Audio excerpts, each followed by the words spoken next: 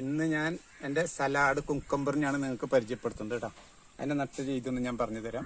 കാര്യങ്ങൾ ചെയ്താൽ ഇപ്പം ഞാൻ നട്ടിട്ട് ഏതാണ്ട് ഒരു 15 ദിവസമായിട്ടുണ്ട്. 15-20 ദിവസമായിട്ടുണ്ട്. പിന്നെ ഈ തോട്ടിലാണ് ഞാൻ നട്ടിട്ടുള്ളത്. ഈ തോട്ടിൽ നട്ടാൻ എന്താണെന്ന് വെച്ചിട്ടുണ്ടെങ്കിൽ നന്നായിട്ട് വളമുണ്ട്, മേലെ മാവാണ്. അപ്പം അതിൻ്റെ ഇലകൾ കംപ്ലീറ്റ് വീണ് വളം കണ്ടമാനം കൂടുതലാണ്. അപ്പം എനിക്ക് ഇടുമ്പോൾ എന്താണെന്ന് വെച്ച് കഴിഞ്ഞിട്ടുണ്ടെങ്കിൽ ഇതിൽ പിടിക്കുമോ എന്നുള്ളൊരു സംശയം ഉണ്ടായിരുന്നു, വളം കൂടുതലായിട്ടേ. അപ്പോൾ ഞാൻ കുറച്ച് കുമ്മായം കുറച്ച് കൂടുതൽ ഇട്ടും കഴിഞ്ഞ് ഒരു 10-12 ദിവസം ഇട്ടും കഴിഞ്ഞതിന് ശേഷമാണ് കുരു കുത്തിയത്. കുരു കുത്തിപ്പോൾ സൂഡോമോണാസ് കുറച്ച് കലക്കി ഒഴിച്ചിട്ടുണ്ടായിരുന്നു. അത് മാത്രമേ ചെയ്തിട്ടുള്ളൂ, പിന്നെ വേറെ വളം ഇട്ടിട്ടില്ല. ഇനി ഇത് വേറെ ഇതിൽ ചെയ്യുമ്പോൾ ചാണപ്പൊടി ഇടണമെങ്കിൽ ഇടാം. അതാണ് അതിൻ്റെ ഇത്. ചാണപ്പൊടി ഇട്ട് കഴിഞ്ഞാൽ നല്ല രീതിയിൽ ഞാൻ ഇതിന് ഇട്ടിട്ടില്ല. ഇതിന് വളം കൂടുതലാണ് തോട്ടിലിട്ടാറുണ്ട്. ആ മാവിൻ്റെ തൂപ്പ് കംപ്ലീറ്റ് വീണ് നല്ല വളത്തിൽ നിൽക്കുക. അപ്പം ഞാൻ കുഴിച്ചിട്ട് മാതിരി നല്ല രീതിയിൽ വന്നു. കായ്കളൊക്കെ ആയിട്ടുണ്ട്. ഇപ്പം തന്നെ വേണ്ട 20 ദിവസമായിട്ടുണ്ടാവുള്ളൂ. അപ്പോഴേക്കും കായ്കളൊക്കെ 3-4 കായ്കളായിട്ടുണ്ട്.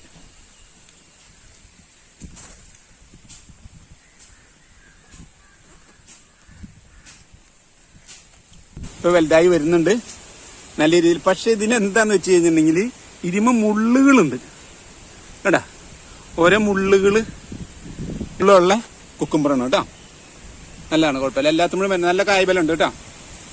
മുമ്പത്തേക്കാളും നല്ല ഡീസൻ്റ് ആയിട്ട് വരുന്നുണ്ട്.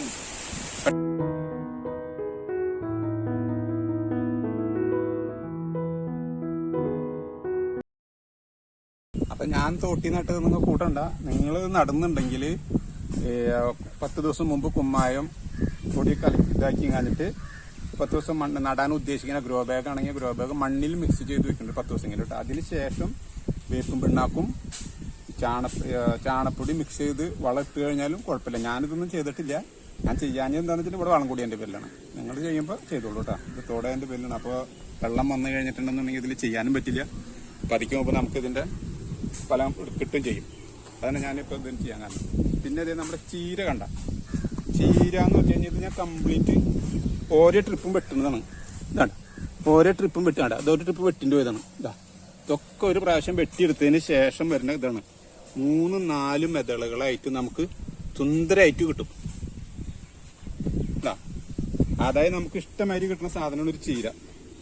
അപ്പൊ അതും ചെയ്യാടാ. കാരണം പറിച്ചെടുത്താൽ അത് കിട്ടില്ല, വെട്ടിയെടുക്കണം. പിന്നെ നമ്മുടെ ഈ ചീര നമ്മൾ വെട്ടിയതിന് ശേഷം എതള് വരുന്നുണ്ട്. നമ്മുടെ ഈ കണ്ട ഇതിന്റെ കായ് ഉണ്ടാവാൻ കുരു ഉണ്ടാവാനായിട്ട് സമ്മതിക്കരുത്. അതിക്ക് മുമ്പ് വെട്ടിയിരിക്കണം. അന്ന് ഇത് വന്നു കഴിഞ്ഞാൽ പിന്നെ വളർച്ച കുറയും, അത് ഉണ്ടാവില്ല കേട്ടോ. അപ്പൊ അതിന് മുമ്പ് നമ്മൾ വെട്ടിക്കൊണ്ടിരുന്ന് കഴിഞ്ഞാൽ നമുക്ക് ഇഷ്ടംമാതിരി കിട്ടും ചെയ്യും. പിന്നെ ഇതിന് ചീരയ്ക്ക് ഏറ്റവും നല്ല ഗുണം വളം എന്താണെന്ന് വെച്ച് കഴിഞ്ഞിട്ടുണ്ടെങ്കിൽ ചാണം കലക്കിയും കഴിഞ്ഞാൽ ഒഴിക്കുക. പച്ചച്ചാണം കലക്കി വെള്ളം മാതിരി ഒഴിച്ചു കൊടുത്തു കഴിഞ്ഞിട്ടുണ്ടെങ്കിൽ ടപ്പാന്ന് വെച്ചിങ്ങോട്ട് പോരൂട്ടാ. പിന്നെ അത് നല്ല ഗോമൂത്രം നല്ലത് തന്നെയാണ്. ഗോമൂത്രം ഇട്ടിട്ടുണ്ടെങ്കിലും ഒഴിച്ചിട്ടുണ്ടെങ്കിലും നല്ല രീതിയിൽ തന്നെ ചീരിക്ക് വരും. ചീരിക്ക് ഇത് രണ്ടും ഏറ്റവും നല്ല വളങ്ങൾ. ഇതേ മരുന്ന് കെട്ടി നിർത്തി വെള്ളം ഗോമൂത്രം ചാണകം വെള്ളം പോലെ കലക്കി ഒഴിച്ചു കഴിഞ്ഞാൽ ചീര നിങ്ങൾക്ക് തന്നെ അതിശയായി തീരും. നിങ്ങൾ വേണമെങ്കിൽ ട്രൈ ചെയ്തോ, ഞാൻ ഉറപ്പ് തരുന്നേ. ഈ 3 സാധനം ഉണ്ടെങ്കിൽ ചീര ഓട്ടോമാറ്റിക് നന്നാവും കേട്ടോ. ഇതിന് ഞാൻ ഒരു മരുന്ന് അടിച്ചില്ല കേട്ടാ. ഒരു മരുന്ന് ഞാൻ അടിച്ചില്ല. അത്ര ഡീസൻ്റ് ആയിട്ട് വരും. പിന്നെ ഈ പൊന്നാങ്കണ്ണി ചീര ഇട്ടുണ്ട് ഞാൻ. ഇത് ഞാൻ നിങ്ങളുടെ അടുത്ത് പറയാൻ കാരണം എന്താണെന്ന് വെച്ചിട്ടുണ്ടെങ്കിലേ ഇതാണ്. മറ്റേതൊക്കെ നമുക്ക് ഉയരുണ്ട്. ഇത് ഈ താഴ്ചയിൽ ഇങ്ങനെ പടർന്ന് കിടക്കണടാ. ഈ പടർന്ന് കിടക്കണതിന്റെ പേരിൽ കാട് പിടിച്ച് കിടക്കുമ്പോൾ പാമ്പുള്ള സ്ഥലങ്ങളാണെങ്കിൽ അപകടങ്ങൾ വരാൻ സാധ്യതയുണ്ട്. ഇത് ഞാൻ പറയാൻ കാരണം എന്താണെന്ന് വെച്ച് കഴിഞ്ഞിട്ടുണ്ടെങ്കിൽ മിണിഞ്ഞാന്ന് ഞാൻ ഇതിൽ നനയ്ക്കുന്ന സമയത്ത് ഇവിടുന്ന് പാമ്പ് പറഞ്ഞു കഴിഞ്ഞ് ഇങ്ങോട്ട് പോവാ. പക്ഷെ ഞാനത് കുറച്ച് നേരം കഴിയാണ് ഞാൻ വന്നത് അരിഞ്ഞു കഴിഞ്ഞിട്ടുണ്ടെങ്കിൽ ഇതിൽ കിടക്കുന്നത് അറിയില്ലല്ലോ. നമ്മൾ ഇതിൻ്റെ ഉള്ളിൽ പാമ്പ് കിടക്കണമെങ്കിൽ അറിയില്ല. അപ്പം അത് നിങ്ങൾ ആരാണെങ്കിലും എന്നെ പോലെ ഈ പാടത്തിൻ്റെ ഏരിയയിലൊക്കെ കൃഷി ചെയ്യുന്ന ആൾക്കാരാണെങ്കിൽ നിങ്ങൾ ശ്രദ്ധിക്കണം. എനിക്കത് പറയാനുള്ളൂ. കാരണം ഇത് നമ്മൾ പറഞ്ഞിട്ട് കാര്യമില്ല, ജീവികളെയും പറഞ്ഞിട്ട് കാര്യമില്ല. അവർ തണുപ്പ് നോക്കി വന്നു കിടന്നു. നമ്മ വരുമ്പോൾ എന്തെങ്കിലും സംഭവിച്ചു കഴിഞ്ഞാൽ ആരോടും പറഞ്ഞിട്ട് കാര്യമില്ല. നമ്മ ശ്രദ്ധിക്കാം. അപ്പോൾ പരമാവധി അകലുണ്ടെങ്കിൽ നല്ലതാണ്. അകലുണ്ടെങ്കിലും ഇത് അടുത്ത് വരും. പക്ഷെ ഇത് ശ്രദ്ധിക്കണം. ഇത് പടർന്ന് കിടക്കണതിൻ്റെ പേരിൽ നമ്മ ഈ സാധനത്തിന് പാമ്പുള്ള ഏരിയ ആണെങ്കിൽ നമ്മൾ വളരെയധികം ശ്രദ്ധിക്കണം കേട്ടോ. കാരണം എനിക്കിപ്പോൾ പറ്റിയതിൻ്റെ വില ഞാൻ പറയണം. കണ്ടു ഞാൻ, അതിൻ്റെ പേരിലാണ് കേട്ടോ. അപ്പം അതൊന്ന് ശ്രദ്ധിക്കാം. പിന്നെ ഞാൻ ഇവിടെ വിഷുവല്ലേ വരുന്നത്, വിഷുവിന് നമുക്ക് എന്തായാലും കാശ് കൊടുത്ത് വെള്ളരിക്ക മേടിക്കണ്ട. അപ്പം നമുക്ക് സ്വന്തമായിട്ട് ഉണ്ടാക്കി വിഷുക്കണി വെക്കാനായിട്ട് വെള്ളരിക്കയ്ക്ക് വേണ്ടിയിട്ട് അത് 3-4 ഞാൻ കൃഷി ചെയ്തിട്ടുണ്ട്. അതൊക്കെ പൂവായിട്ടുണ്ട്, അത് നല്ല ഡീസൻ്റ് ആയിട്ട് വരുന്നുണ്ട്. പക്ഷേ തോട്ടിൽ അതിൻ്റെ വാളം കൂടി ചെറുതായിട്ടൊരു പുഴുക്കുത്ത് വരുന്നുണ്ട്. അവനൊരു മരുന്ന് അടിക്കണം, അതും ചെയ്യാം.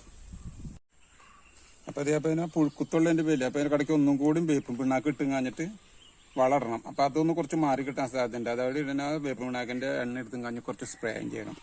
അപ്പോൾ ആ പുഴുക്കുത്തൊക്കെ മാറിപ്പോകാൻ സാധ്യതയുണ്ട്.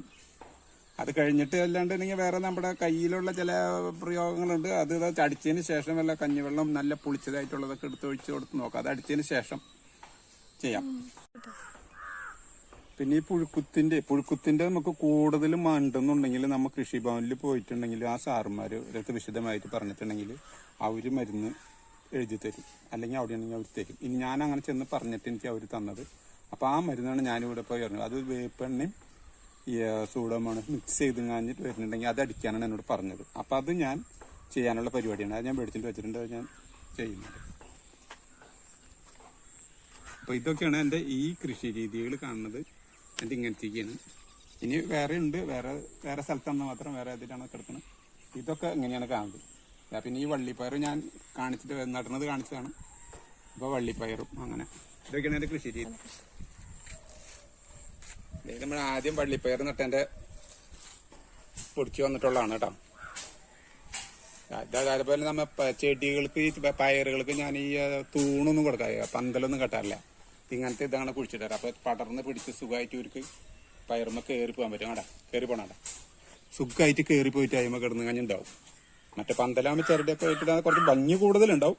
പക്ഷെ ഇതിന് ഭംഗി കുറച്ച് കുറവുണ്ടാവും. പക്ഷെ അവർക്ക് വിശാലമായിട്ട് കിടന്ന് നടക്കാൻ പറ്റുന്ന സ്ഥലം ഇതാണ്. പയറിന് നമുക്ക് എപ്പോഴും ചാരാണ് കേട്ടോ.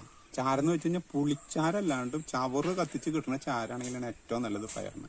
അത് മാത്രം യൂസ് ചെയ്യുക. അത് മാത്രം ചെയ്ത് കഴിഞ്ഞിട്ടുണ്ടെങ്കിൽ പയർ നല്ല ഉഷാറായിട്ട് വരും, നല്ല ഇതായിട്ട് വരും. ഞാൻ അതൊക്കെയാണ് ചെയ്യുന്നത്. പുളിച്ചാറ് ഞാൻ പട്ട കത്തിച്ച ചാരൊന്നും ഞാൻ ഇടാറില്ല, അതിൻ്റെ പേരിലാണ് പറയണത് കേട്ടോ.